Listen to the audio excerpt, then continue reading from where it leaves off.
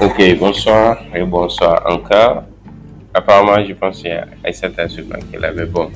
Aïssata, au cas où si tu nous suis, aujourd'hui nous allons faire continuer encore avec un autre collab, tout comme hier. Mais par contre, aujourd'hui, ce serait sur les containers, ou autrement dit, on va parler des Kubernetes. Peut-être j'ai été très vite, peut-être il faut commencer par Docker. Oui, je pense qu'il y a un lab sur Docker, je vais chercher ça, on va faire ça. Ensuite, on va faire pour Kubernetes si le temps nous permet, ou un autre jour, on va faire pour Kubernetes. Donc, hier, c'était sur Cloud SQL. J'ai des services de gestion de base de données Google, relationnel, MySQL, PostgreSQL, ainsi de suite. Ensuite, on a vu Cloud Storage, donc c'est tout ce qui est stockage des fichiers binaires ou des fichiers numériques de tout format. Et également, on a vu Compute Engine. Peut-être on n'a pas trop parlé de Compute Engine, mais c'est là-bas où on a parlé des machines virtuelles, comment créer un serveur sur le cloud, ainsi de suite, comment configurer j'ai une sorte d'évoluer un ordinateur sur le cloud. Donc aujourd'hui, on va voir les containers. Les containers, c'est quoi les containers? Let me try to reshare my screen again.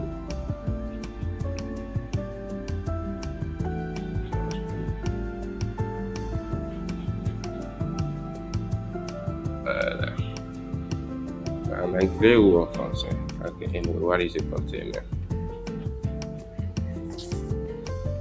Container. Ok, super. Donc,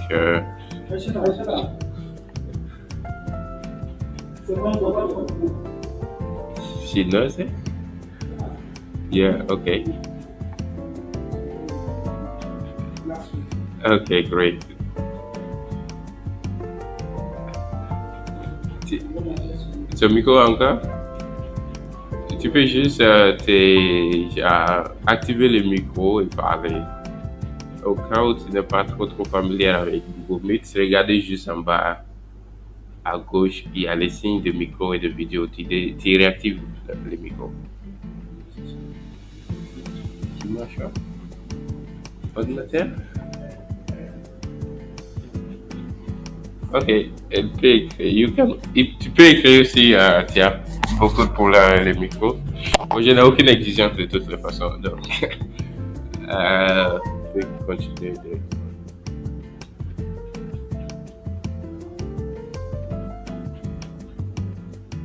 Ok, donc c'est quoi un conteneur? Et sauf un conteneur, ok? Bon, quand tu demandes un conteneur, généralement, bon, c'est les conteneurs qu'on utilise pour genre les wagons, ok? Les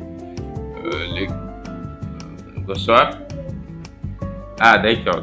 Maintenant, ça va? Super, parfait.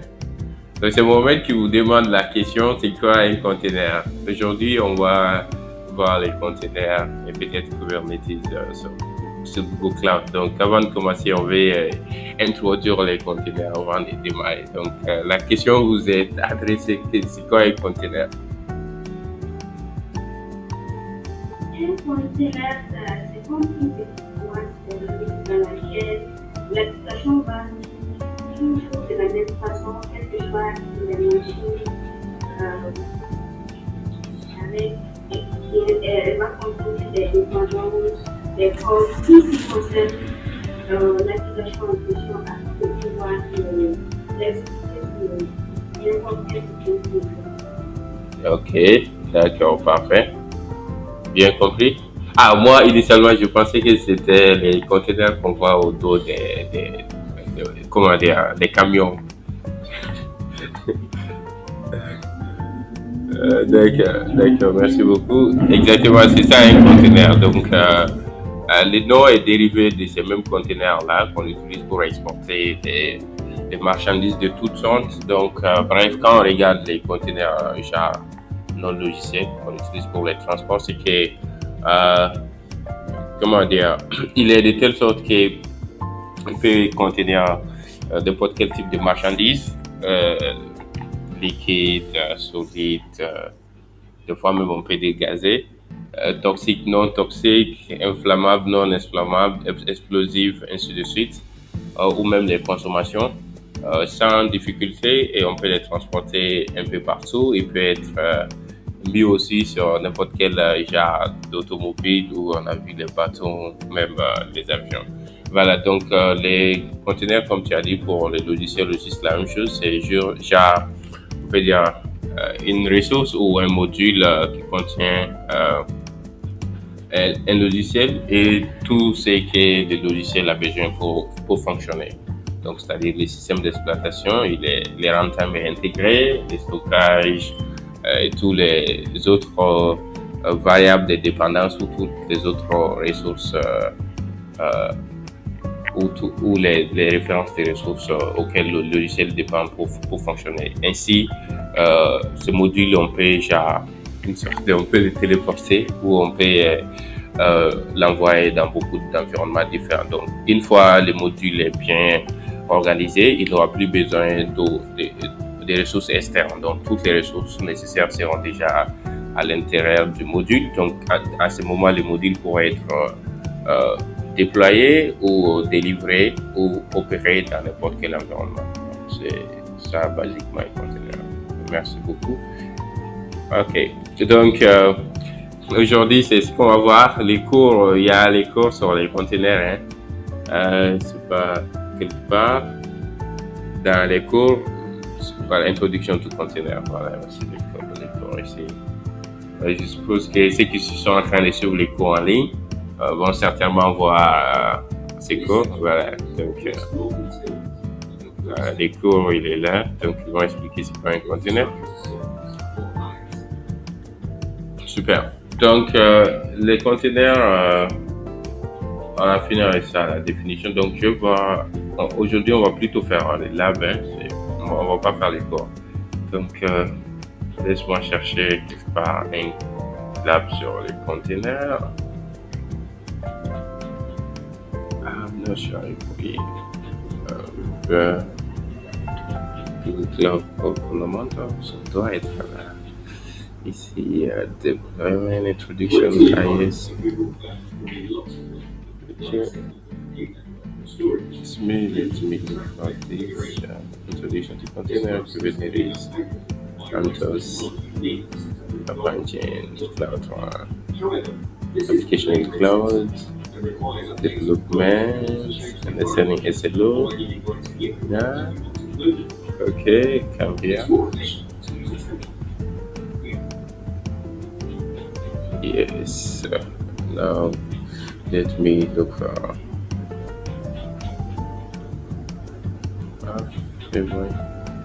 getting started with Cloudshare.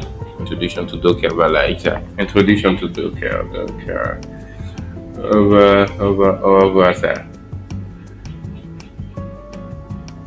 Alors, on a parlé des containers. Très bien.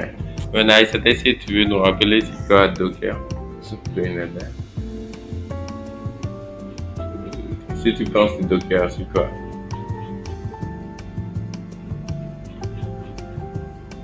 Ou Traoré, toi, tu nous parles c'est quoi Docker?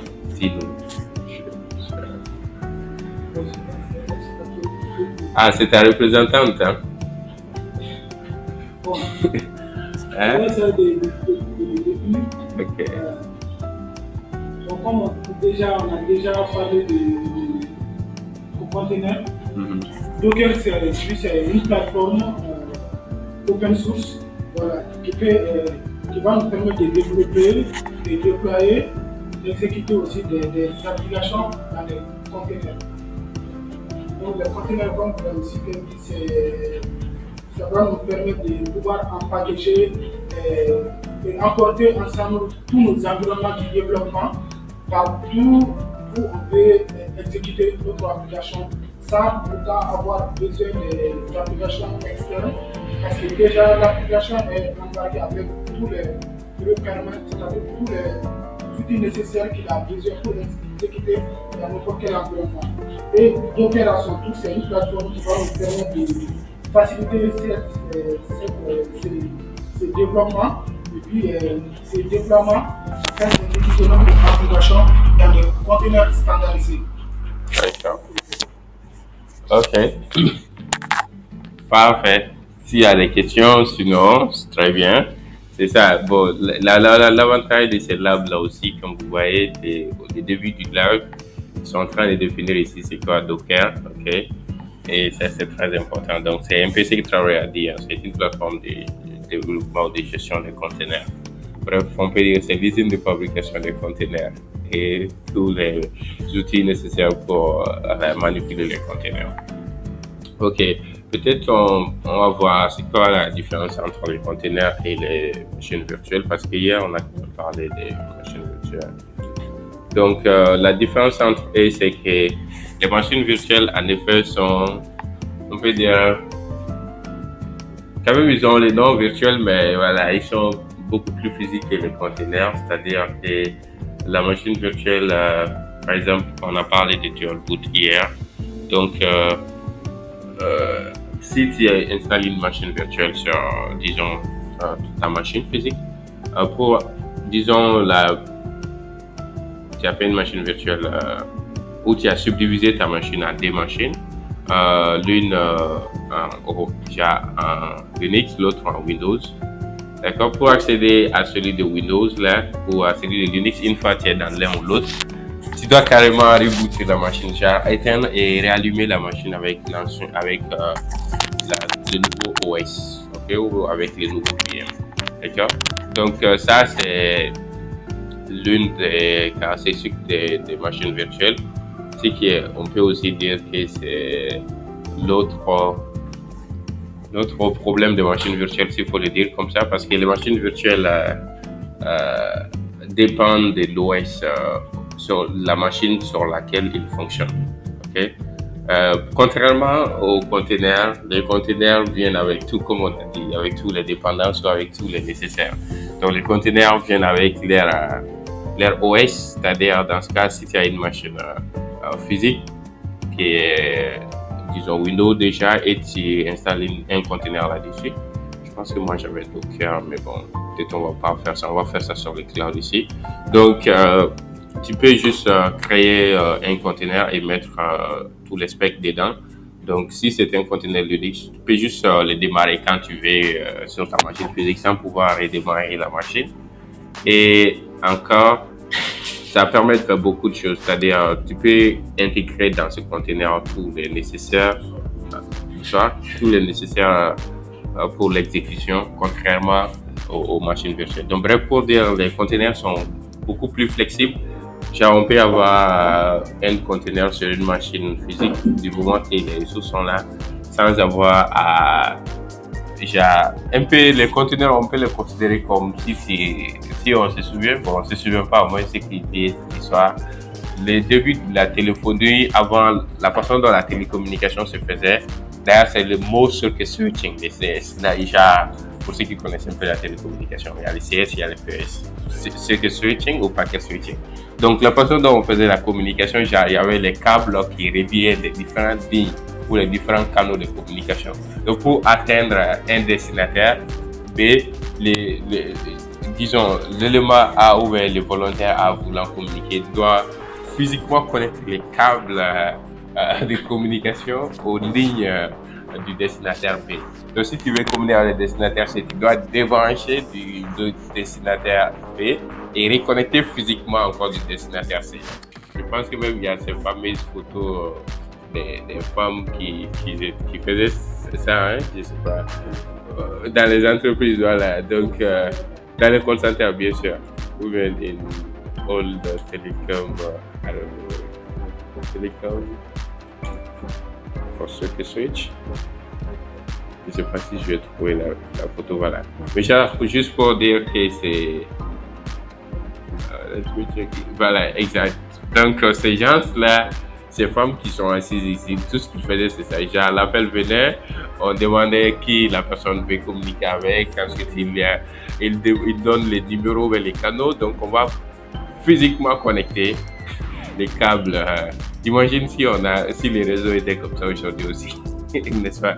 Voilà, donc les machines virtuelles, c'est un peu comme ça, mais par contre, les conteneurs, c'est beaucoup plus flexible, c'est un peu comme nos communications actuelles, genre, on route automatiquement les trafics vers la destination avec d'autres technologies du core network sans pouvoir à faire des opérations physiques. Genre, bref, c'est un peu ça, les containers et les machines virtuelles. Donc, Docker, comme on a dit, c'est genre juste une plateforme d'orchestration des containers ou un mot simple, l'usine de fabrication et de manipulation des containers.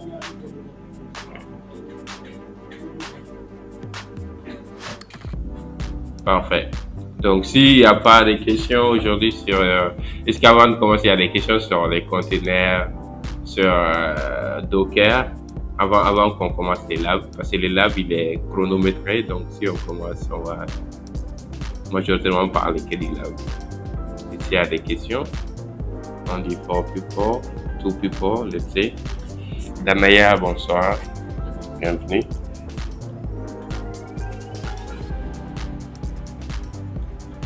Aïssata, j'espère que vous êtes experte en tout ce qui est conteneur et autres. Vous n'avez peut-être pas de questions, n'est-ce pas? Si on avait tort, tu peux nous corriger. Okay. Donc, les labs que j'allais commencer précédemment, ça c'était sur Kubernetes. Donc ça c'est encore beaucoup plus high level pour les conteneurs. Docker c'est utilisé pour la gestion des conteneurs, quelques conteneurs ou des conteneurs, individuels. Maintenant, Kubernetes, c'est genre Docker, considérez Docker comme genre un camion qui a un conteneur au dos, ok? Ou des conteneurs au dos. Camion avec conteneur. Tu sais? Ouais. Ah, n'est-ce pas? Ok, parfait. Le logo, il a dit le logo de Docker. Let me check that. D'ailleurs, le mot Docker, là, c'est un terme qui vient de la marine. Voilà, donc le gars, il a dit que les trucs de Docker, ça parle de ça. Oui, exactement, l'image en parle. Voilà, donc vous pouvez voir une baleine au dos duquel il y a quelques conteneurs. Donc, Docker, ça peut être considéré comme genre les camions qui portent les conteneurs. Ça fait certains camions qui peuvent porter des. Vous voyez ici, il y a des. Mais plus ça devient beaucoup, plus Docker n'est plus la meilleure pour utiliser. Donc maintenant, Kubernetes peut être considéré comme les bâtons porteurs de conteneurs, les bâtons commerciaux. Je ne sais même plus comment écrire bâton en français. Ship en anglais. Hein? Voilà, donc ce sont ces porteurs-là, les gros porteurs. C'est des pétroliers, c'est n'importe quoi. Et, genre, ils peuvent prendre des milliers de conteneurs et les délivrer à n'importe quelle destination. Voilà. Ok. Donc, pas de questions, on commence les labs dans ce cas. Ou do you prefer to try first? Okay. Want to try? Peut-être. Ok. D'accord. Donc, on a je sais pas, il est presque l'heure de prière, donc on va accorder 5 ou 10 minutes de pause. On va prier, ensuite, on va revenir sur les labs. Tout le monde prépare ça. Voilà. Parfait. On est de retour sur notre lab. Donc, on avait introduit Docker, on a révisé, on avait parlé précédemment des machines virtuelles. Donc, aujourd'hui, c'est le container. Donc, rapidement, sans plus tarder, on va juste déclencher les labs. J'espère que vous avez tous reçu les liens et veuillez cliquer sur les liens du lab dans les groupes WhatsApp. Sinon, je peux les remettre ici aussi en chat afin que on puisse suivre ensemble là. Ok, c'est un événement participatif. Les liens se trouvent en chat.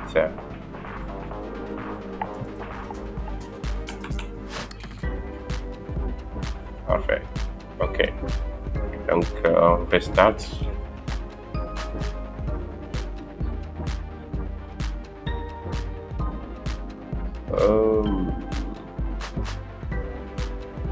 Ok, j'ai déjà déclenché le lab. Comment ouvrir dans Incognito. Ensuite, je vais mettre ce truc-là en ordre. Voilà, parfait.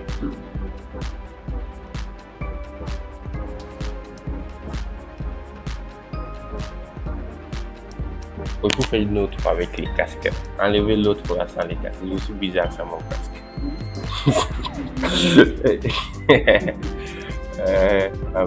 Je plaisante. Ok. Ouais. D'accord. Donc voilà, on ouvre l'environnement. Je suppose que on est un peu familier déjà avec ce processus. On se connecte à l'environnement Google Cloud. Donc hier, on avait introduit certaines parties essentielles. Voilà, dessus on va suivre les procédures. Donc, comme je l'ai dit, dans chaque lab, la bonne nouvelle, c'est que précédemment, il y a le cours qui vous montre les détails. Par exemple, pour prendre ces cours précédemment, vous devrez compléter les... Pour prendre ces labs, je veux dire, vous devrez compléter les cours sur les containers, ok, sur Docker, sur les containers. Ces cours sont déjà disponibles sur la plateforme. Vous savez où les trouver déjà, donc ça c'est super. Donc ici pour les labs aussi, ils vont introduire les concepts beaucoup plus techniques non familiers aux gens. Ok, voici ici la définition de Docker. So Docker is an open platform for developing, shipping and running applications. Okay, with Docker you can separate your application from your infrastructure and treat your infrastructure like a managed application. Voilà, bref, c'est ce qu'on disait de Docker. Une plateforme ouverte de développement, de delivery et de management des applications. Bref, des containers. Donc, on a dit avec Docker, on peut séparer notre application et l'infrastructure de façon gérée facilement. Ok.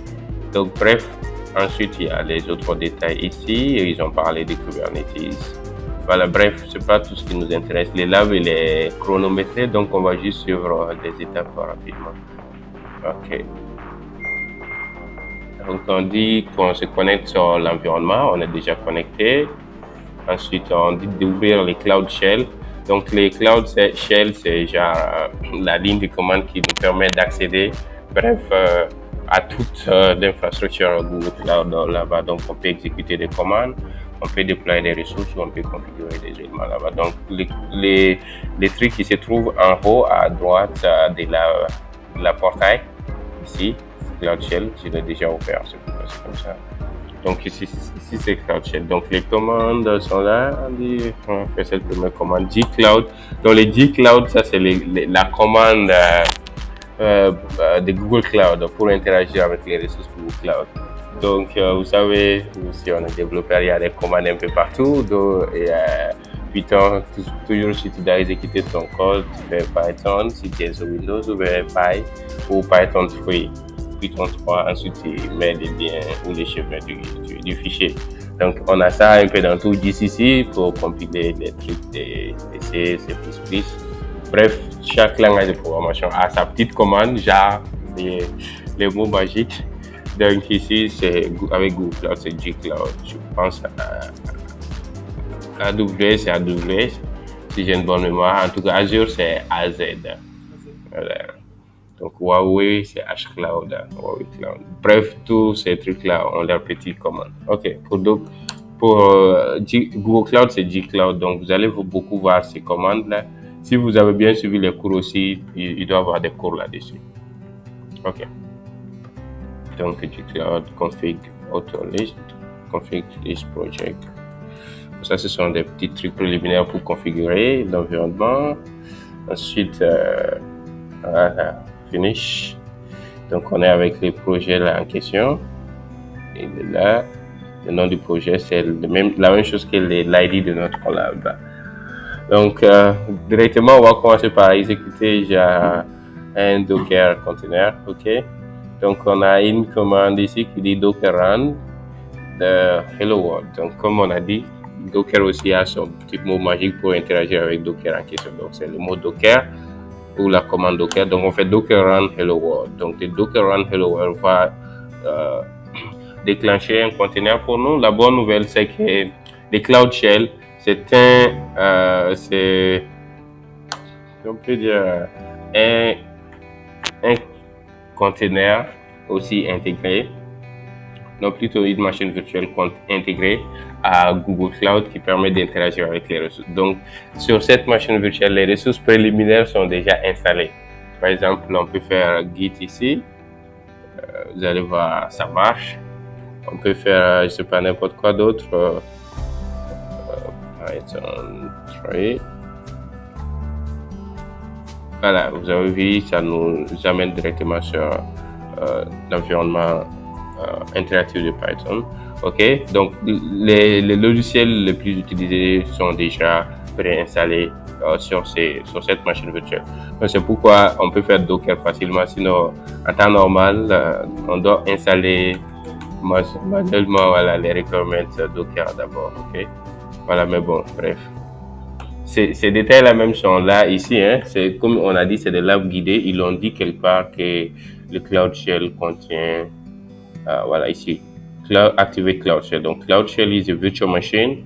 Voilà, une machine virtuelle qui est chargée avec les outils de développement. Ok, donc ces outils de développement, comme on vient de voir pour Docker, tous les autres sont là aussi. Donc ça offre un environnement de stockage persistant de 5 gigas. Avec le Home Directory et ça roule sur Google Cloud. Donc, ça nous permet d'interagir avec les ressources Google Cloud à travers directement la ligne de commande. Voilà. Donc, OK. On va exécuter notre trick. Hello World. Docker run Hello World. OK. Donc, vous avez vu, il a fait quelque chose. Il a déjà exécuté notre conteneur. OK, donc on dit la sortie doit ressembler à quelque chose comme ça. Je pense que c'est qui est là. Voilà, so it makes sense and unable to find image locally. Donc il dit que l'image en question n'est pas là.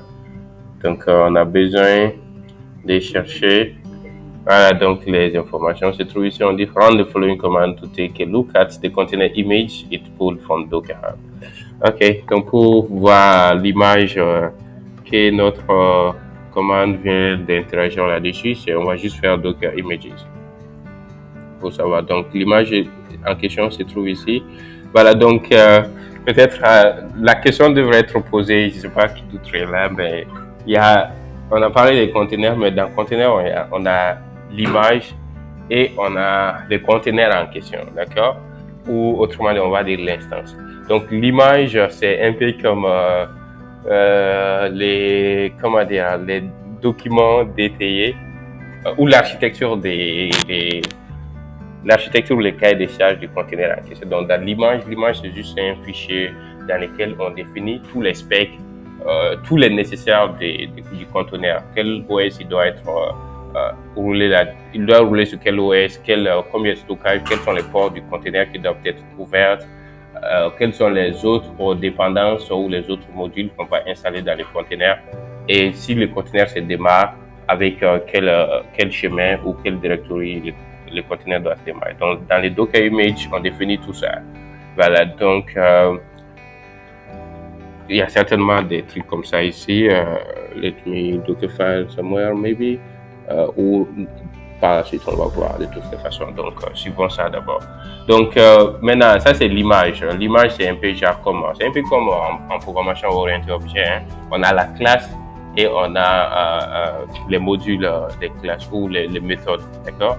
Donc la classe c'est un peu genre comme le blueprint, genre le cahier des charges. Maintenant les modules ou les méthodes c'est genre l'instance, genre l'exécution, l'implémentation de la classe en question.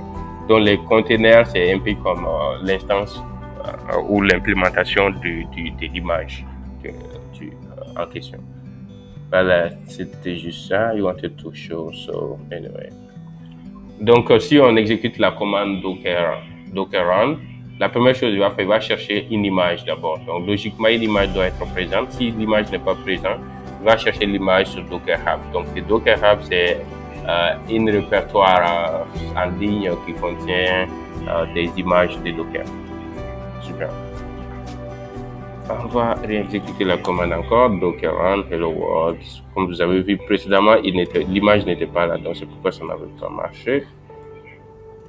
Let's check this one. La commande a répondu.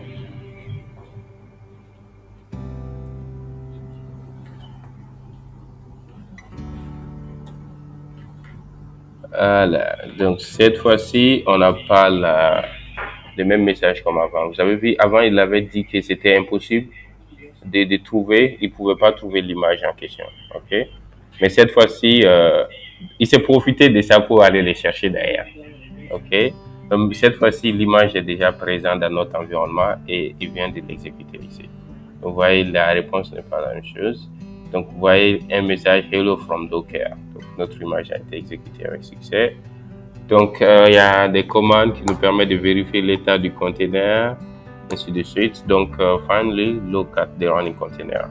Donc, avec la commande Docker PS, ça nous permet de voir quels sont les containers qui sont opérationnels, genre qui sont en mode running. OK? Donc, vous voyez ici, let me make this bigger. Donc, vous voyez, j'ai fait Docker PS. Il dit qu'il n'y a pas de container actuellement en mode fonctionnement. Voilà. Donc, ainsi on fait Docker PS All, il va nous dire quels sont les containers même en mode stop. Genre les containers qui sont là mais ils ne sont pas encore en mode exécution. Ok, vous voyez notre Hello World exactement avec, il a été là ici il y a 4 minutes et les autres, il y a l'ID du container, l'ID qui est très important et l'image du container. Ok, on continue sur la commande. Donc bref, notre Hello World il est là. On dit show the container ID. Can be specified with the image container. Ok, parfait. Donc here, la tâche numéro D, je pense que la tâche numéro 1 est déjà finie. La tâche numéro D, on va voir, on va builder une image qui est basée sur une application avec Node.js, ok? Donc, execute the following command to create and switch into a folder. Ok, anyway, so ça c'est très simple. On va juste créer un directory avec mkdir test et cd test. Ok, donc ensuite on va créer des Dockerfiles. Ensuite, on va spécifier. Comme j'ai dit, le Dockerfile, c'est un peu comme le fichier architecture de notre container. Donc, il contient à peu près tout le nécessaire qui doit être là. Donc, tout ça sont des commentaires, pas tous des commentaires. Ok. Voilà, donc, Dockerfile. Ah, non, I don't need this. Use at the runtime. Okay. Oh, maybe I don't need this. I don't also need this because the cat file will automatically create this file. Okay. But there is no shebang. Anyway, from Node.js. How can I do that? No. You cannot do that. How about that? Okay. Dockerfile swap. No, not created. Anyway, let's try this.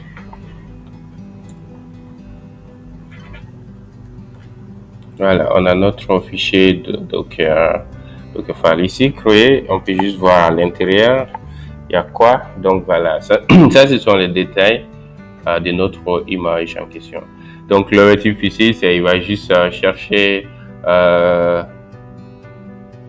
il va démarrer un Linux OS avec Node préinstallé. LTS c'est long terme, les restes version, ok. Ensuite, le working dir, ça ce sont des commandes. Le working dir, c'est juste où est-ce que notre truc, quels sont les chemins défauts du container. Ensuite, les copy add là, ça va juste dans ces chemins, il y a des codes, donc il doit ajouter ces chemins là dans le container. Ensuite, expose ces commandes. Cette commande permet d'ouvrir les ports 80 du container pour la communication externe. Et Maintenant, les CMD, ça va juste être la commande qui serait exécutée une fois que notre conteneur serait démarré. Donc, vu que vous voyez la commande là, c'est node app.js. Donc, le node app.js va juste exécuter notre application node en question. Donc, les explications sont là. Peut-être je les ai dévancées. Voilà, c'est écrit ici. Qu'est-ce qui veut dire chacun des différents éléments. Donc, les LTS, c'est long term support. Et les autres sont là. Donc, vous pouvez lire pour mieux comprendre. OK.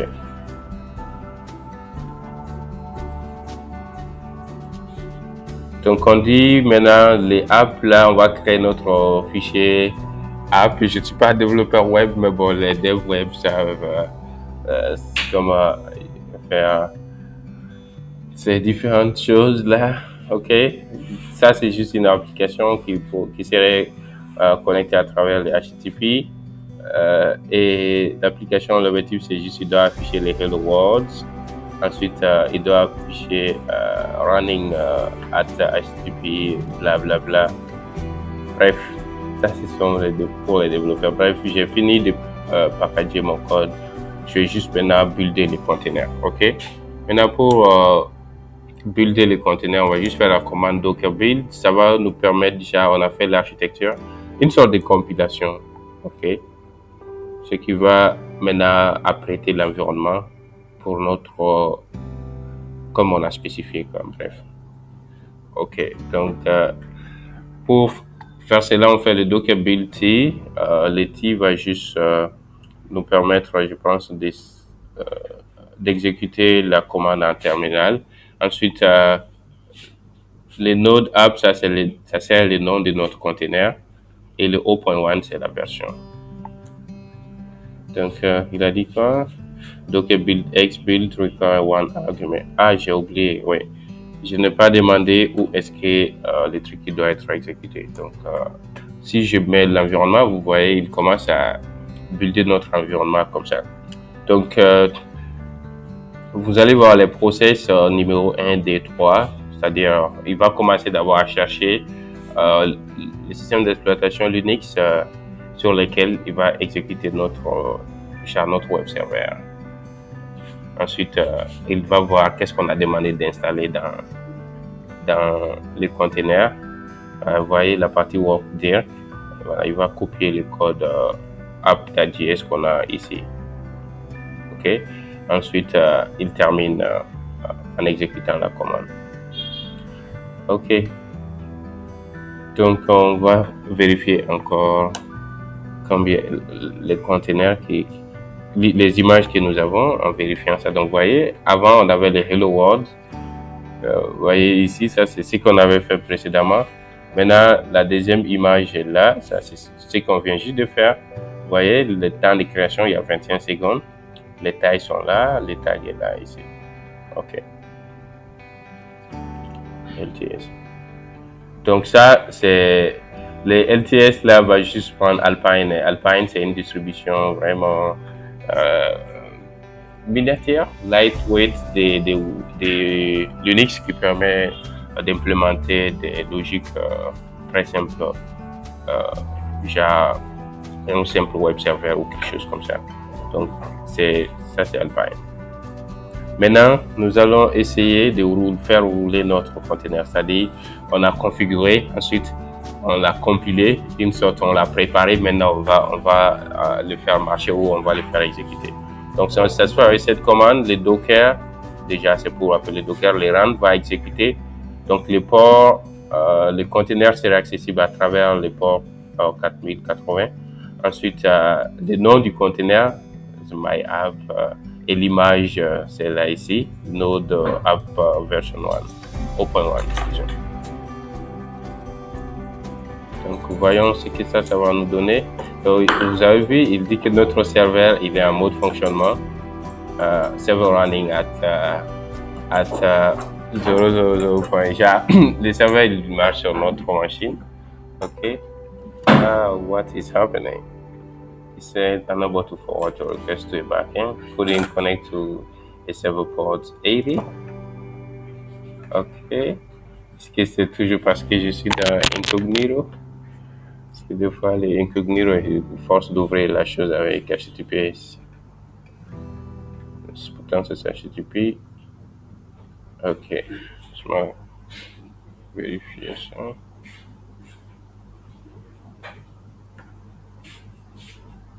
Ici.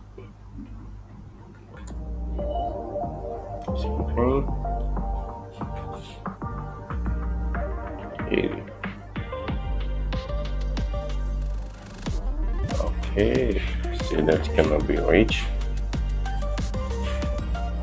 Alright, let me check this out again. Couldn't reach. Ensure the image you have selected run as HTTP on port 80 or select one of the brief configure ID. Okay. Let me change ports. So why this is not working? It said here only takes on 80. Ici ça prend seulement sur les. Are you sure? Okay, let's try. Alright, the same issue. Could it connect to the server on ports 80-80? Laissez-moi voir dans notre image. Pourtant, il est en mode fonctionnement. Ok, let me check on.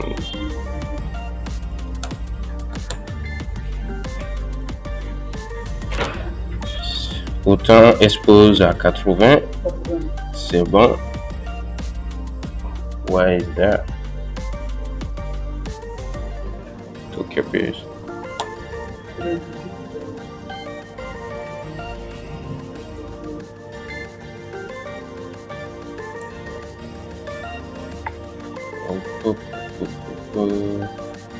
Okay, exécuté, are you sure? Donc 40 puis 4000. Maybe parce que j'ai mis le 4000, who knows? Il dit, the name allow you to like dp insurance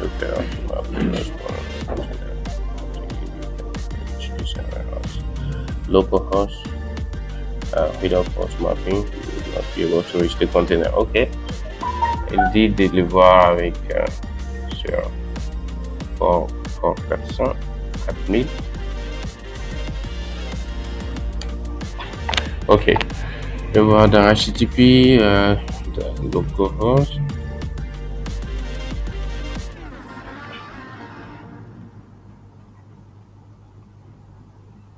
Localhost 4000.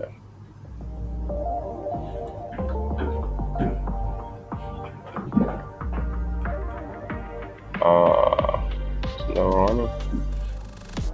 No running HTTP. 1000.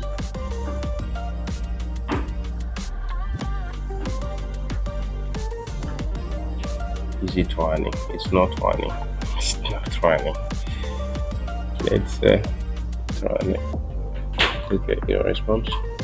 On daemon, the container name is already in use by container. Okay, docker page. Docker start, je vais juste les redémarrer encore.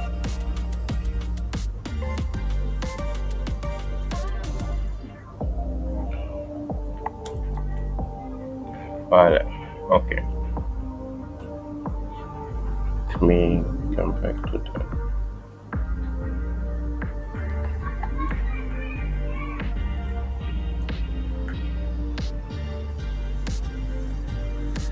Issue. Wait. But it's working.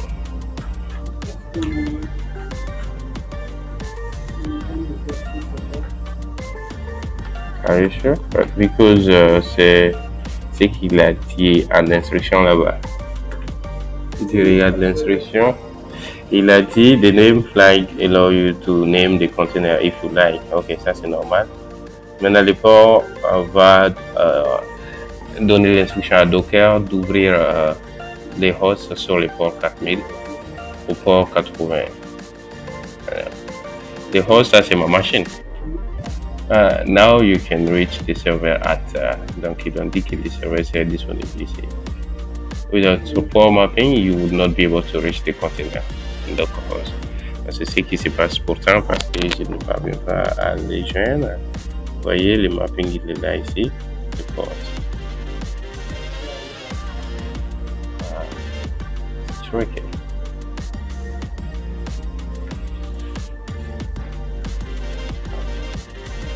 Anyway, votre objectif est déjà atteint. Logiquement, on doit avoir une commande de sortie Hello World comme ça. Je pense qu'on l'a eu plus haut. Continue running out here. Voilà. The container will run as long as the initial terminal is running. If you want to continue to run in the background, donc le container serait en mode fonctionnement du moment que notre terminal ici, l'environnement que nous avons est ouvert parce que il est exécuté ici.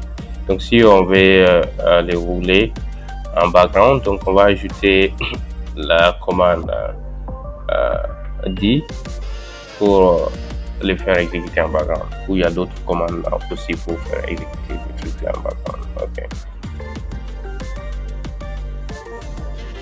Donc on va arrêter les containers. Donc la commande docker stop permet d'arrêter le container. Donc il était en mode fonctionnement comme on peut le voir ici, même si on n'a pas pu joindre notre web server directement à travers les liens spécifiés.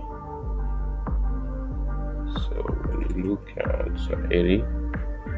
It's not working also. Donc ici, avec le Docker PS, ça nous montre les containers qui sont en mode fonctionnement. Ok, donc ensuite, la commande Docker stop va maintenant arrêter ces containers-là, genre un peu comme mettre la machine en veille ou arrêter la machine, quelque chose comme ça.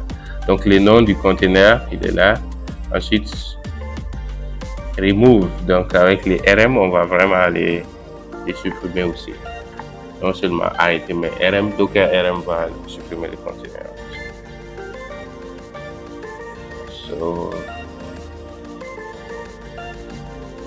let's stop for this. Voilà, donc il va pas nous montrer le process, voilà, mais si on fait Docker PS, on ne doit plus voir les containers en question. Vous voyez, l'ALDI c'est le nul ici, mais ici on avait une entrée ici.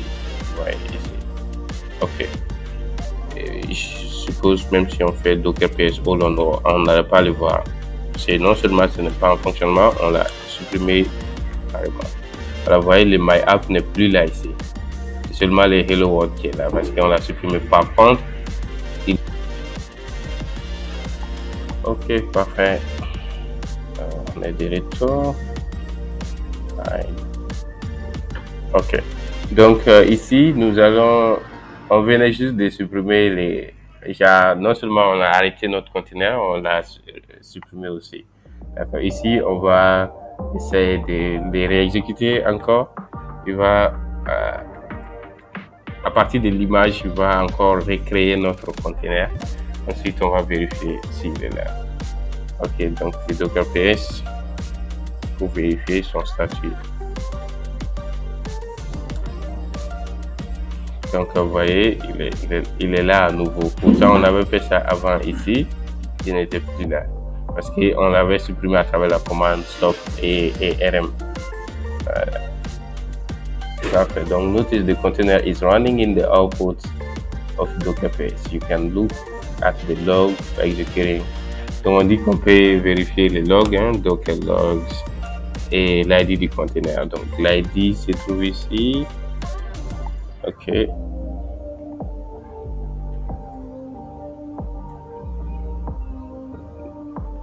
Not found. Ah, mon Docker il n'est pas bon. Docker logs. Ok. Donc il dit que les serveurs ils roulent sur les HTTP 80. Pourtant il dit on a un problème de port ici. If you are trying to connect JetBrains, you get away. Ils ont certainement changé leur logique C'est ça, sinon avant ça devait pas être assez compliqué. Ok, bref. Donc on est déjà dans les tests. On dit d'éditer les codes de notre application pour changer la logique. Avant c'était Hello World. Si vous vous rappelez, je vais juste faire les cartes. App.js. Le console log, qu'est-ce qu'il dit? Hello World, voilà. Ok. Notre application était censée nous montrer ça. Why it's not coming? I just don't like this. Yeah. Not time to debug here. Ok, de toute façon, notre conteneur il a mode fonctionnement. On va juste changer la logique du code, quoi. Ok. Donc pour faire ça, on va juste venir dans notre. Je vais revenir sur Vim app.js. Ok. Ensuite, je vais changer la logique. Donc dans la logique, on a juste demandé de changer le Hello World en Welcome to Cloud. Ok. Donc on va chercher la partie de notre code où il y a Hello World. Bref, on est en train de faire un changement de logique ici. Ok, bon. Donc, finish. Bon, on peut vérifier. Voilà, à la place, maintenant, ce n'est plus Hello World, c'est maintenant Welcome to Cloud si vous comparez ici. Donc, on va maintenant exécuter cette nouvelle logique. Ok. Mais pour ça, on a déjà changé la logique de notre code. Ok, donc on va faire une deuxième version ou une nouvelle version de notre application. Donc pour ça, on fait docker build node, ça c'est le nom de notre appli, de notre container, node app version, c'est 0.d. Donc 0.d. Ok, qu'est-ce qu'il a dit? Ah, l'environnement encore. Wow, tout de suite j'ai fait cette erreur. Ok, donc il a rapidement buildé notre container ici. C'est ici qu'on est censé obtenir. Ok, donc on peut vérifier les statuts encore à travers les docker run ici. Donc docker run p au port 8080. Nodes, vérifions ça. Ok, maintenant nous avons des conteneurs qui sont là ici. Ok, vous voyez la première version, l'image avec la première version, deuxième version et l'image de la première version. Ok, et les détails spécifiques ici. Donc cette fois-ci, je pense que ça peut être accessible à l'époque. Voilà. Ah. Donc on a le Welcome Cloud là. Ça c'est un peu notre appli. Bon, le développement c'est le Hello World.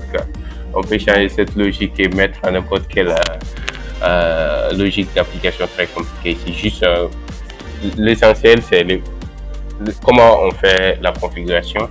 Si on comprend ça déjà, même si on a une application du type de, je sais pas, Google, WhatsApp, Facebook, bref.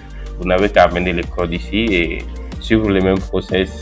Quand même, il y a quelques petites nuances qui vont pimenter la chose, mais bref, ça va marcher. Ok. Donc, pour ceux qui sont déjà passionnés ou bien les développeurs déjà, vous pouvez aller dans votre code là, dans les app.js et ajouter n'importe quelle logique que vous voulez et exécuter.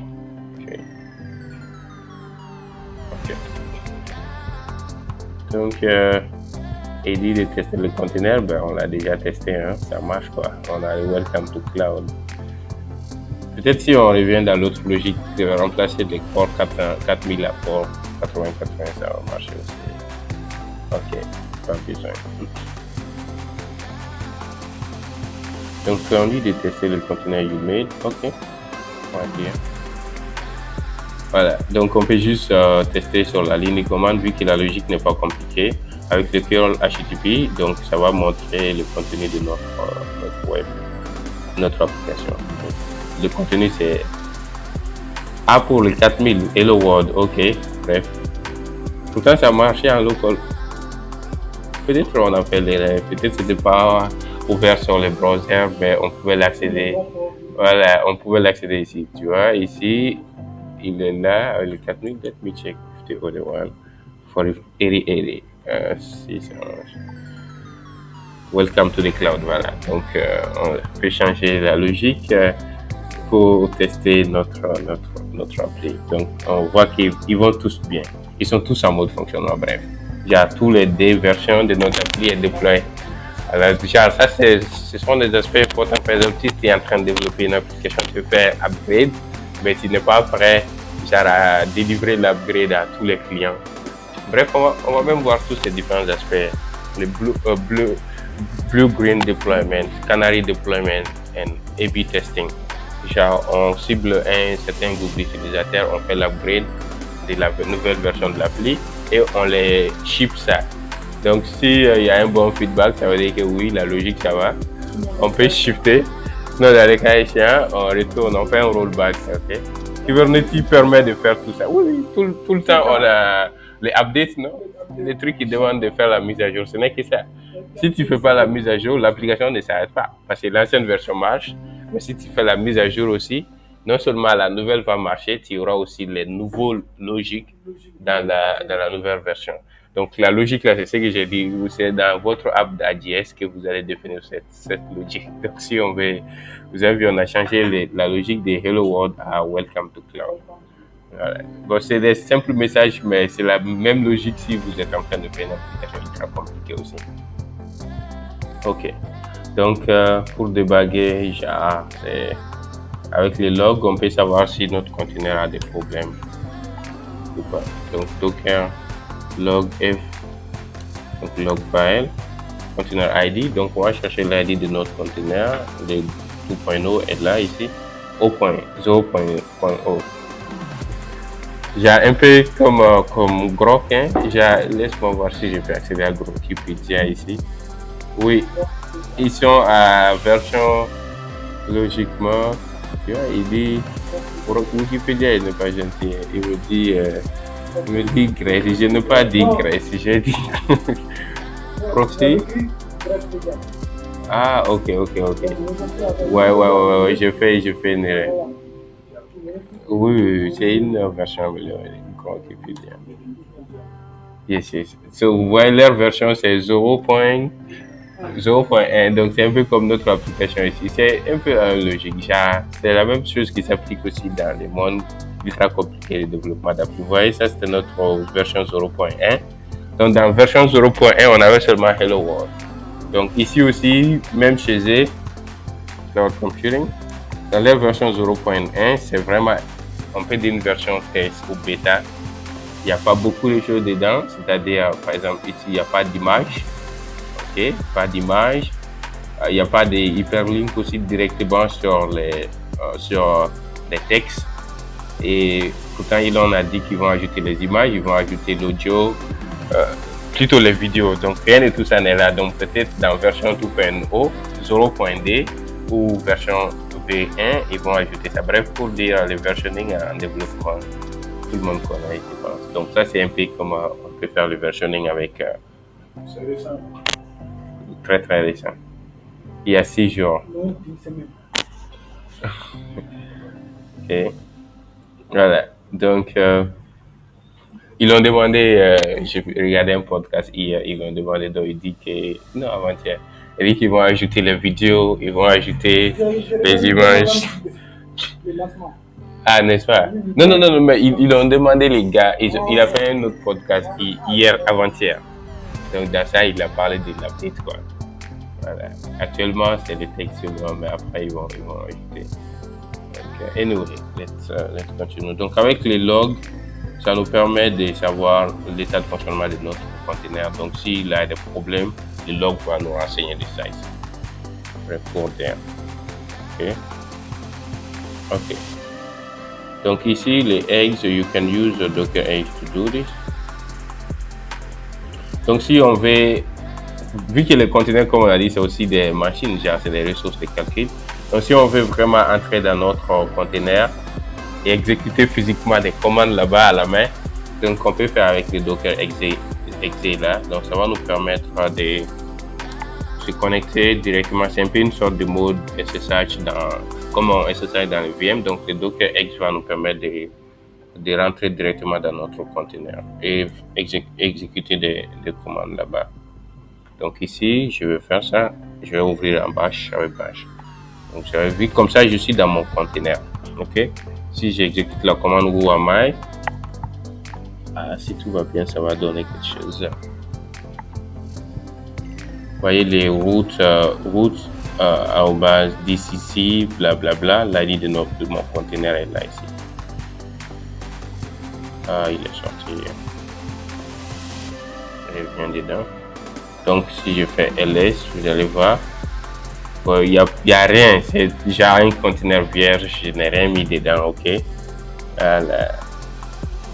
Mais pourtant il dit qu'il doit m'afficher les apps d'ADS, ou bien non, je pense que c'est parce que je l'ai arrêté. Ok, let me try to run it again.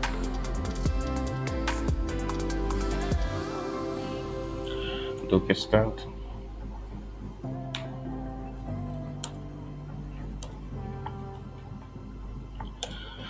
Docker start l'ID du conteneur. Non. L'ID c'est DCC, oui. Ok, jusqu'ici. Ok, c'est bon. Je vais vérifier, il a mode running. Donc laisse-moi ouvrir un autre truc ici pour essayer de me connecter. Ok, parfait. Docker exec.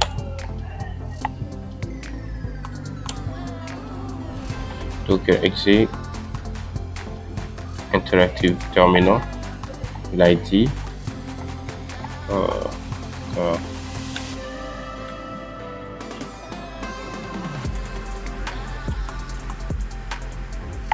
Bash.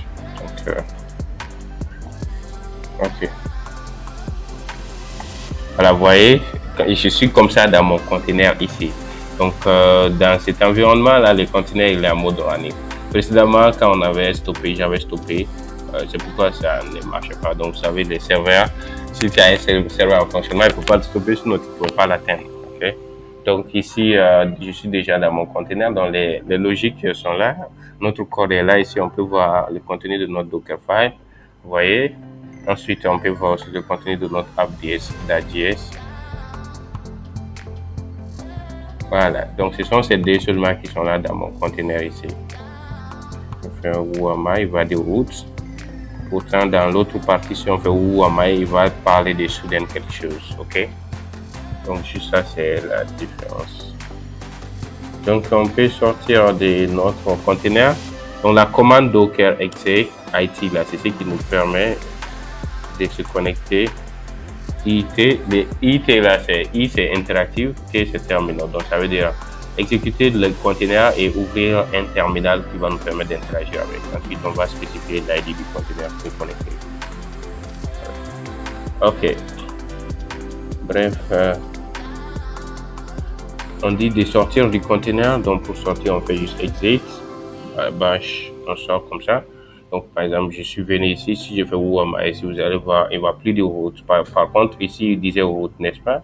Mais ici, il dit soudain quelque chose comme ça. Donc, ce n'est pas le même environnement.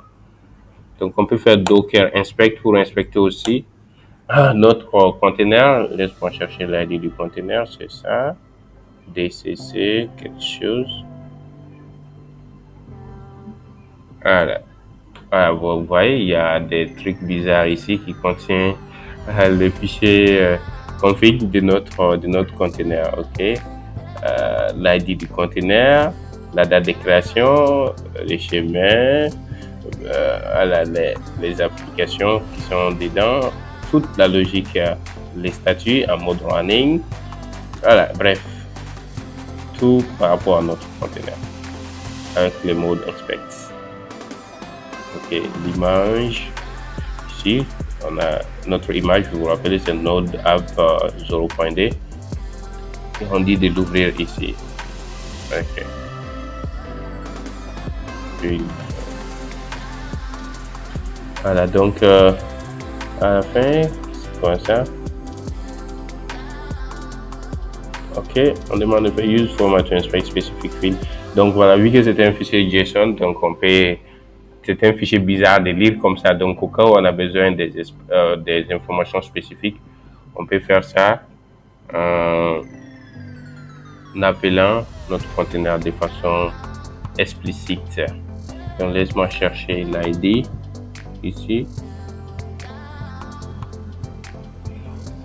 Ok. Ensuite, voilà. Ok, il a l'adresse IP. L'adresse IP de l'ID, c'est ce que j'ai demandé. Ok, je pense network ici, network setting, IP address, and ok, c'est ce que j'ai appelé. Et dans toutes ces informations, dans ces blablabla qui sont là ici, et les IP address se trouvent quelque part aussi. Si on a le pouvoir de les chercher, bien sûr. Voilà, just go there.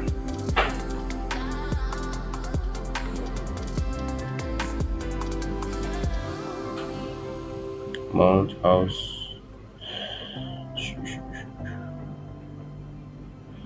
Voilà, l'adresse IP est là ici. Vous voyez, on a la même chose ici. Donc on peut appeler tous les autres champs comme ça. Bon, ça c'est pour les gars qui sont en train de maintenir leur conteneur. Ok. Donc on a fait tout ça là localement sur notre machine. Donc maintenant si on veut publier ce conteneur et que ce soit disponible sur les répertoires MP, genre comme pousser ton code sur GitHub. Donc on peut faire ça aussi. Donc Google Cloud Artifact Registry. Donc on demande d'aller dans la navigation menu. Je demande j'ai combien d'heures restant pour finir cela. Ok, on va chercher Artifact Registry. Et voilà ici. Donc avec ça, je pourrais déployer mon conteneur sur une sorte de navigating away with reset your view. Anyway, go.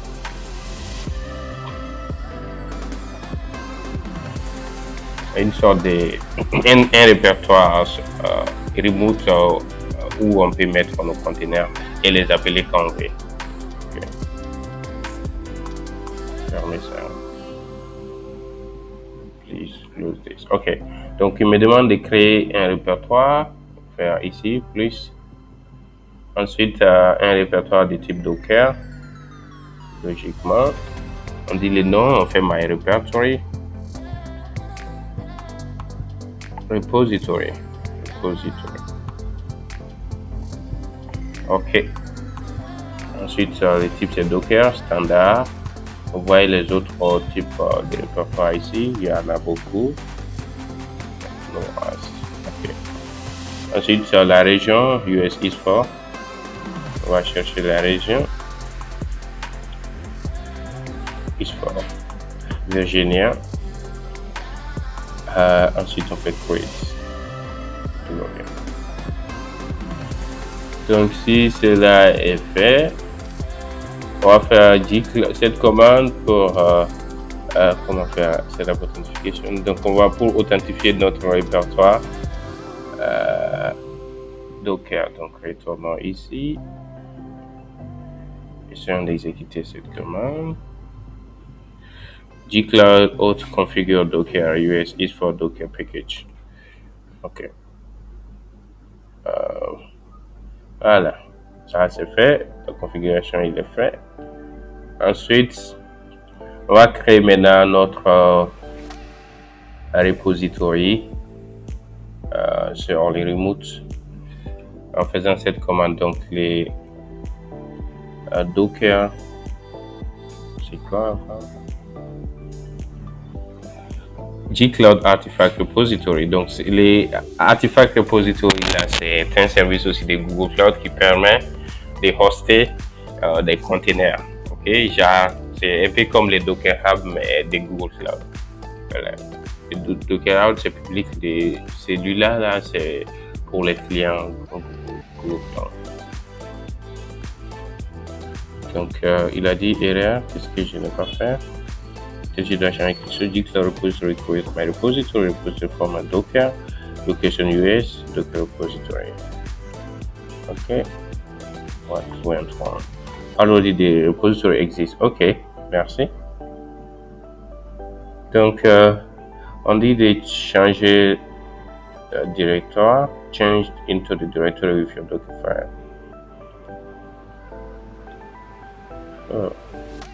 Un document.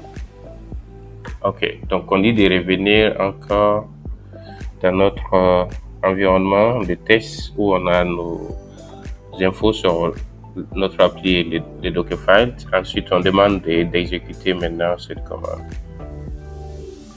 OK, voyons voir. OK, finish. Exécuter notre container. En fait, Docker images. Let's check that again.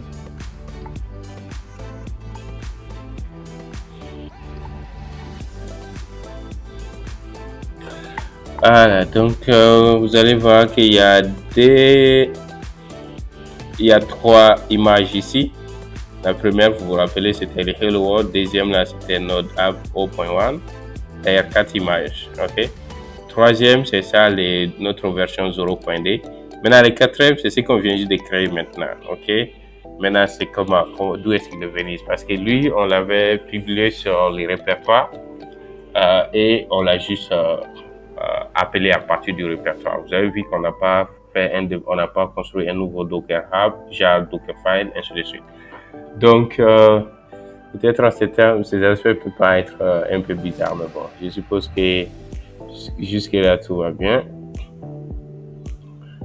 Ici, on va le publier. Donc, les push, Docker push, un peu comme Git push. OK. Ah, je me suis trompé. Par contre, ce qu'on vient de faire avec cette nouvelle image, c'est un peu comme on l'a mis en staging. OK. On l'a apprêté pour qu'il soit publié sur les repositories, mais il n'est pas encore sur les remotes, quoi. Donc, il est en mode staging d'abord. Donc, maintenant, là, on va le pousser en remote. Voilà, vous voyez, il est en construction comme ça. Donc, on est en train de l'amener sur les remotes. Il va faire tous les builds et il va pousser tous les nécessaires de notre container, l'image de notre container. Et comme ça, même maintenant sur ma machine physique, ici localement, ou sur votre machine physique, si vous voulez accéder à cette logique, une fois que vous avez Docker, vous pouvez juste faire le Docker run node dash app version 0.d et tout ce que je viens de coder ici dans mon container, vous allez l'avoir. Donc c'est pourquoi on dit que les containers sont portables, parce que tu peux les délivrer n'importe où. Et la bonne nouvelle, c'est que tu peux faire ça instantanément. Contrairement à un container physique, je pense que tu ne peux pas délivrer instantanément un container de la Chine au Mali en quelques minutes. Voilà, mais ça, c'est l'avantage du digital, un peu comme Bitcoin comparé à l'or. Mais bon, on va pas rentrer dans ce débat.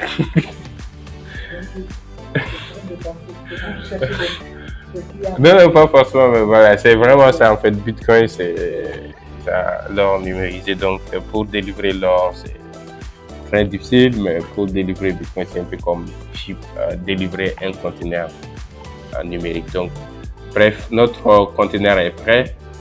Donc, si quelqu'un a quelque part Docker ouvert, il peut juste faire Docker pull ou bien Docker run avec le nom de notre conteneur et il va avoir la logique. Comme ça, c'est accessible instantanément partout dans le monde aussi. Ça, c'est la bonne nouvelle. OK, donc on dit de revenir dans notre artifact repository et on rafraîchit pour voir si notre conteneur, notre image est là. Vous voyez, le node app, il est là ici.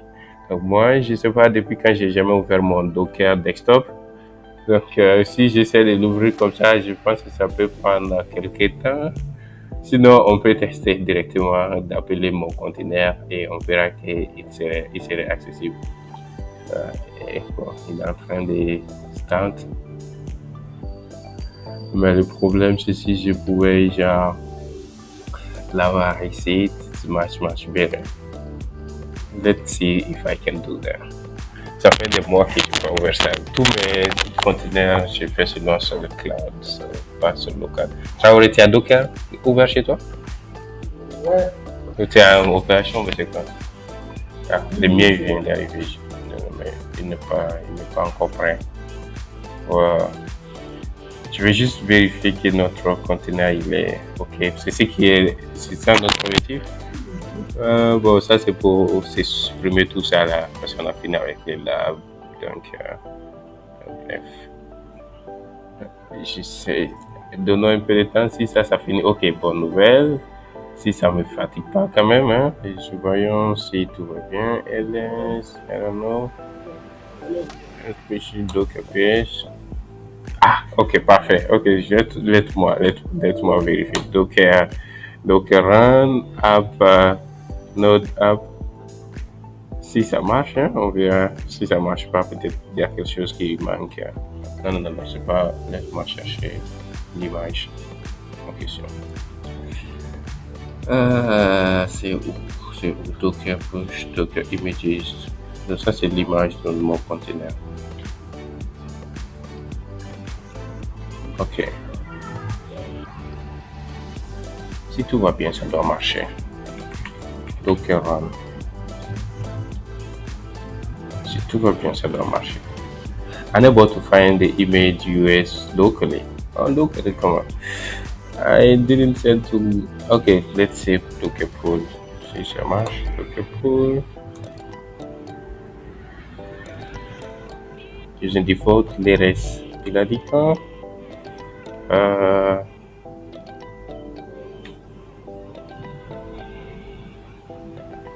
Sure.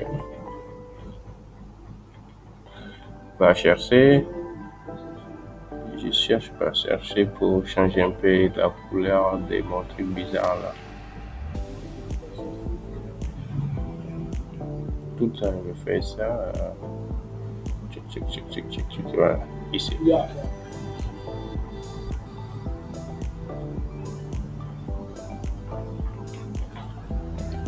Oh, okay. Pas pris. So I think it was something like.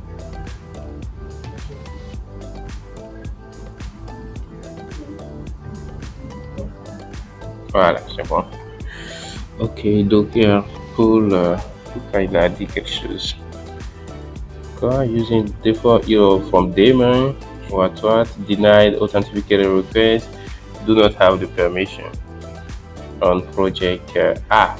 Je n'ai pas la permission pour pouler de télécharger sur ma machine. Ok, bon, tout ça, ce sont des choses, c'est normal aussi. N'importe qui ne doit pas pouvoir télécharger n'importe quelle image. Hein. Par exemple, si on peut télécharger toutes les images de Google, comme ça, on va répliquer un nouveau Google ici. Il y a des permissions, ok, mais ça, c'est pas difficile, on peut juste changer les permissions. Vous avez compris l'idée. Voilà, donc c'est basiquement ça, sinon on devrait peut-être dur ici, sinon tu vas voir. Probablement on peut changer la permission, edit type, deploy to GKE, file, setting, container register transition, vulnerability, no, my repository, Northern of Virginia, node the app, set instruction, action copy the path.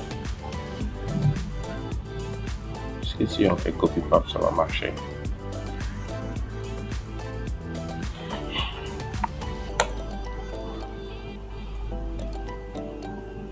C'est la même chose. Using default. Ok, même chose from daemon.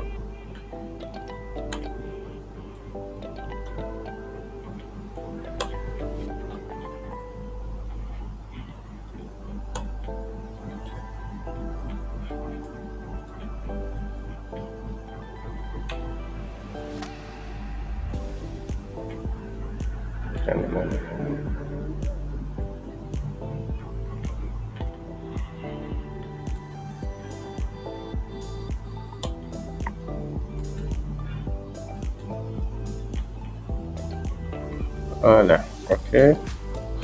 Ah, mais pourquoi il motif là, il marche pas? C'est pas ça.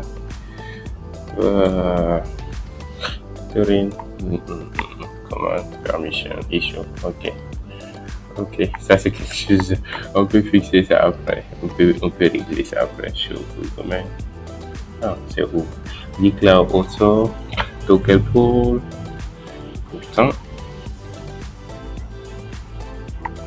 Anyway.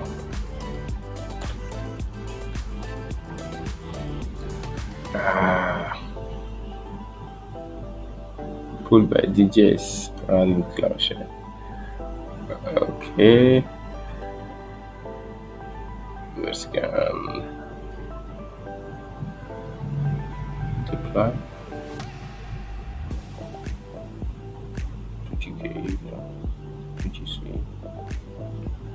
Copy refresh.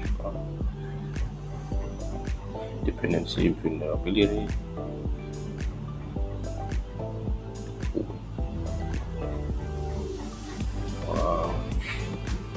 Bon, c'était pas l'objet ici. Je voudrais juste faire tête dure pour voir si je peux accéder à mon conteneur que je viens de déployer sur les Artifact Registry. Mais voilà, vu que ça c'est dans un environnement professionnel, il y a permission, problème de permission d'accès. Ok. Resource Project. Donc, c'est juste ça. Sinon, tout va bien, il marche très bien. La commande même d'ailleurs montre que le conteneur il existe. Ok, voilà, c'est là fini. On va juste nettoyer maintenant l'environnement, toutes les ressources qu'on a utilisées.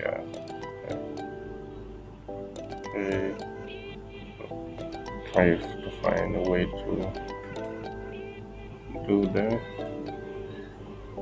Why it's a little bit weird. Voilà. Donc pour nettoyer, on va supprimer tous nos conteneurs. Hein, c'est des ressources très chères. Donc on ne peut pas supprimer un conteneur comme ça. On doit l'arrêter. On fait docker stop. Ok, je mets ce commande directement pour être rapide. Voilà. Donc il va arrêter et supprimer tous nos conteneurs. Tous les conteneurs. Sans exception. Voilà, vous avez vu combien? 1, 2, 3, 4, 5, 6. On a tout supprimé. Ensuite, bon, les commandes RM là, il faut faire beaucoup attention. Généralement, si tu te trompes de le faire, c'est. Tu l'aimes beaucoup, hein?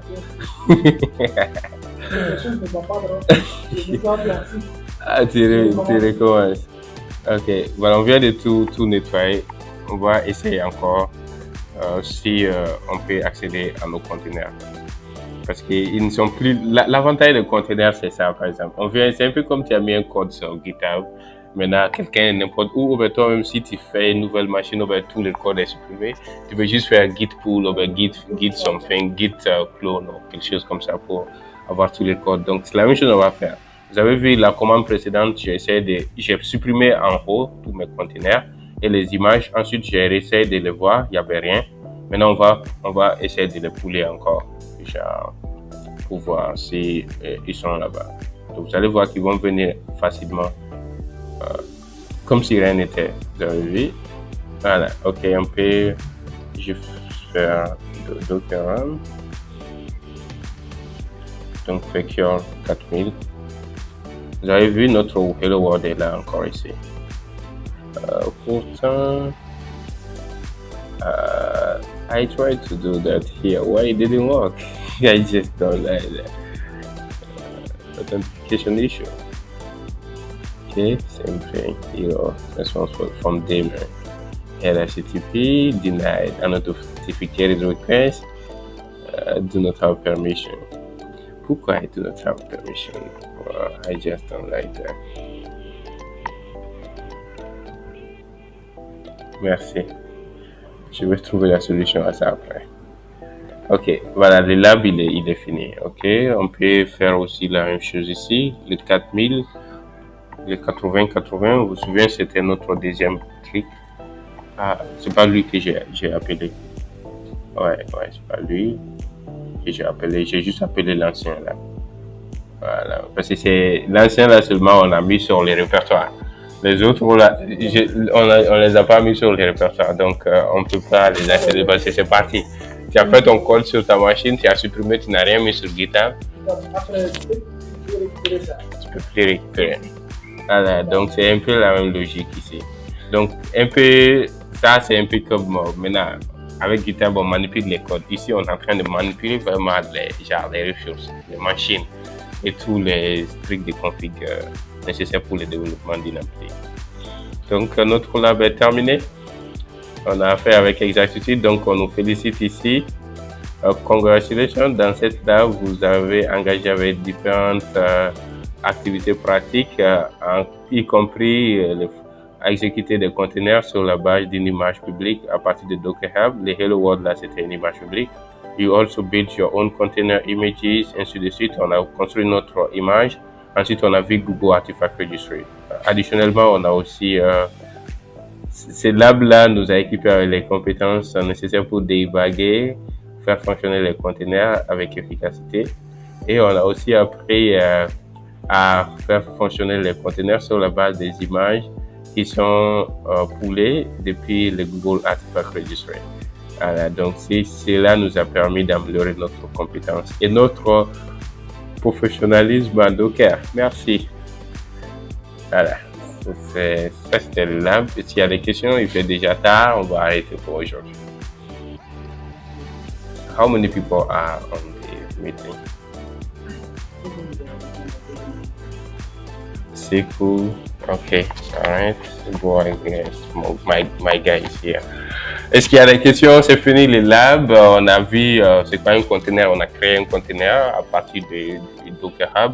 Ensuite, on a aussi créé une image d'un conteneur directement. On a fait fonctionner. Ensuite, on l'a poussé sur le Google Artifact Registry. Donc, c'est un peu comme Docker Hub. Ok, Docker Hub, c'est déjà un répertoire public de conteneurs. Donc, on peut trouver n'importe quel type de conteneur là-bas. Donc, si vous avez besoin d'un logiciel ou bien d'une logique de code qui est populaire, naturellement, il doit être, vous voyez les conteneurs TensorFlow ici. PyTorch, Python, n'importe quoi, Nginx, Baselwork, Alpine, Postgre, MySQL. Donc, pour accéder à ces conteneurs-là très facilement, je peux juste prendre un scénario, Postgre par exemple, ou Nginx. Donc, le code de pooling se trouve quelque part. Summary, donc ça c'est la version. Docker Run, donc voilà, ici, avec ça, on peut facilement accéder au conteneur en question. Donc, il y a aussi le Docker file du conteneur si on veut le builder nous-mêmes, exposer into external port, et ça, c'est comment on va le faire fonctionner, ainsi de suite. Voilà. Donc, bref, on a parcouru différents aspects des Docker sur Google Cloud et des conteneurs. Voilà. Donc, s'il y a des questions, let me check this. Ça va marcher. Command not found. Why they say command not found? Docker and name some Nginx page some content. No. S'il y a des questions, pas de questions. Some Nginx heading some content. That's no problem exposing.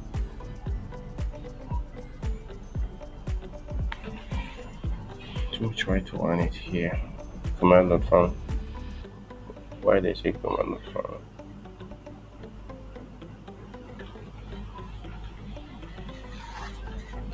Pas de questions?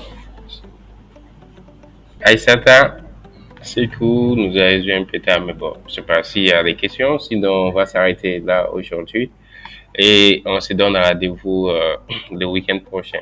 D'ici là, réviser les contenus. Prochainement, on va voir Kubernetes, ensuite on va voir les cadres de développement d'appli. On n'est même pas encore s'intéresser à ML, ni au Big Data, ok? Donc, il y a des labs sur tout ça, ni sur système design, genre architecture des systèmes ultra compliqués. Nous sommes avec les bases, vu que les clouds, d'ailleurs, c'est notamment sur les containers, ok? Et les containers sont ultra importants. Toutes les applications qu'on utilise aujourd'hui roulent sur les containers. WhatsApp, tout ce qui est Google, tout ce qui est TikTok, tous les trucs bizarres qu'on utilise de nos jours, Facebook, ils roulent tous sur les containers de nos jours. Donc, c'est les cloud natives, quand on dit microservices, même ça, c'est à la base des containers. Voilà, donc, ce sont des concepts, des compétences ou des technologies ultra performantes et modernes utilisées pour le développement des infrastructures modernes de nos jours. Donc, ça, c'était juste une introduction. Vous pouvez reprendre ces labs ou suivre les cours. Il y a les cours sur, par exemple, ici, on a les cours sur Docker. Let me finish this lab. OK, merci. Donc, on a des cours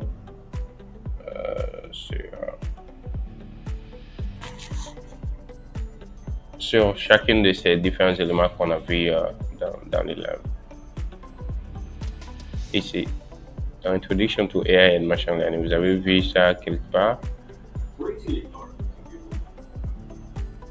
Voilà, donc ça c'est les cas du ML. Peut-être on va voir ça après si on finit avec les Kubernetes et certains trucs.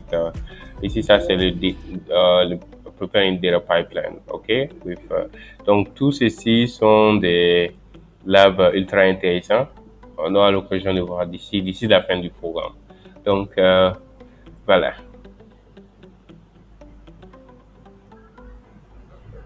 Les cours sont là ici. Ok, pour rappeler.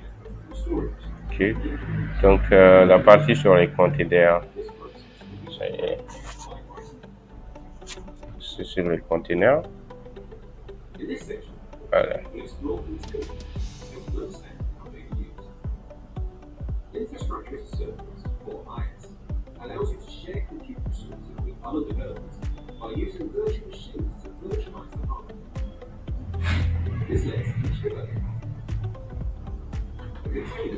Is an invisible box around your code and its dependency. It's une boîte invisible has limited access to its own partition of the file system and hardware, only require a file system code to create and start as quickly as possible process. Donc, comme on vient de voir, avec juste Docker PS ou Docker Run, on peut juste provisionner rapidement un container.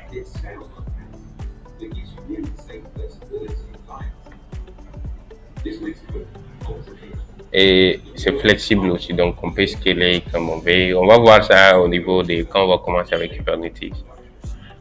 Voilà. Donc c'était pour ce soir. S'il n'y a pas de questions, on se dit au revoir. Ou Traoré, si tu as des trucs à ajouter. Non, je veux juste que les gens essayent de participer au maximum. J'essaie de dire que c'est pas facile, c'est tout nouveau pour certains.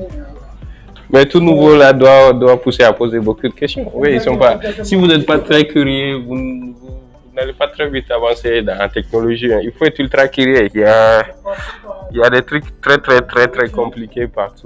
Donc.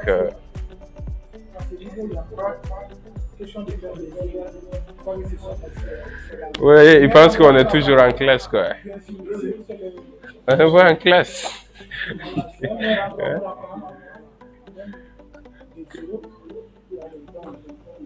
À chaque fois que je participe à ce genre de formation, poser des questions si vous ne comprenez pas.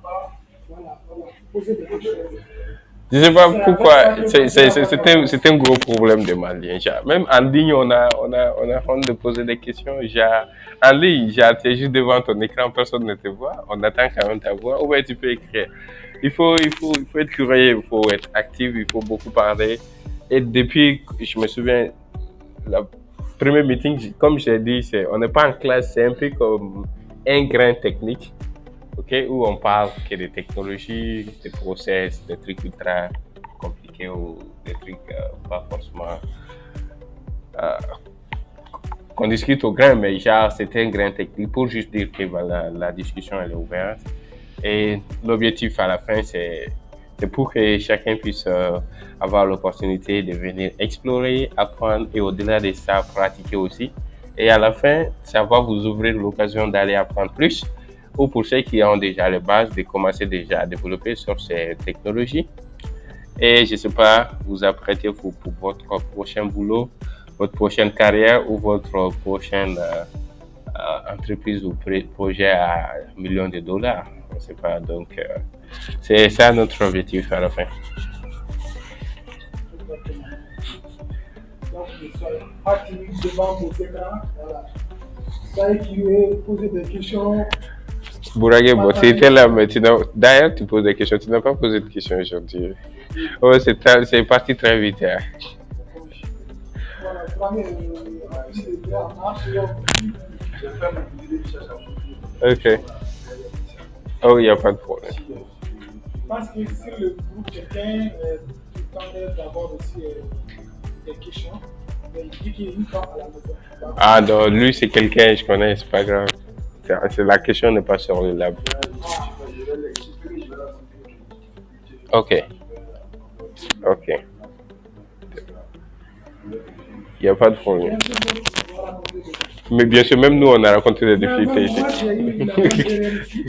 C'était un lab, je devrais faire.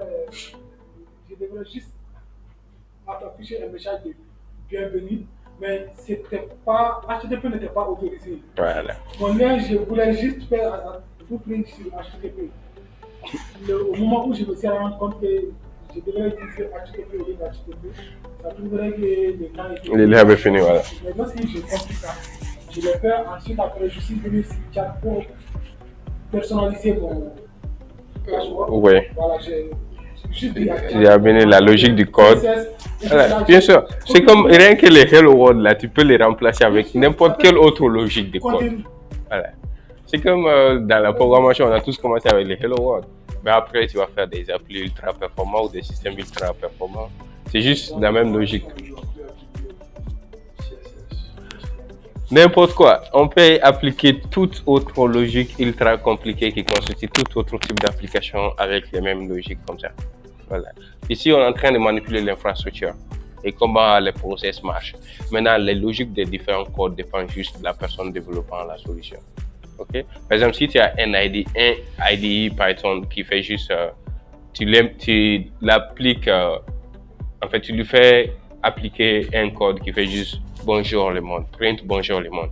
Ou tu lui fais appliquer un code qui permet de connecter sur une base de données, ensuite faire des requêtes et recevoir les requêtes. Pour l'environnement Python, il s'en fout. Du moment que tu as les dépendances présentes, il va exécuter. Ça revient à la même chose pour lui. Okay, c'est comme tu pars à la boutique, tu veux acheter 1 kilo de riz ou tu veux acheter 5 kilos de riz. Il n'y a pas beaucoup de différence. Pour les boutiquiers, de toutes les façons, du moment qu'il y a les riz, il va te donner. C'est à toi maintenant, est-ce que tu as la force nécessaire ou tu as les équipements nécessaires pour emporter ton 100 kilos. Voilà, donc il y a juste ces petites logiques qui varient, sinon le reste est bien la même chose. Voilà. Et c'est comme ça qu'on développe les applis ultra balèzes. Mais dans la team, tu vas voir, bon, nous on est en train de jouer les seniors ici, on fait un peu de tout, sinon tu vas voir des gars qui font seulement l'infrastructure, d'autres ils font les codes, d'autres ils font par exemple la connexion, d'autres ils font le monitoring, d'autres ils font la qualité, bon, c'est pourquoi l'équipe. Mais voilà, nous on porte les casquettes des, je sais pas ici. Ok. D'accord, merci à tous, passez une très très bonne soirée.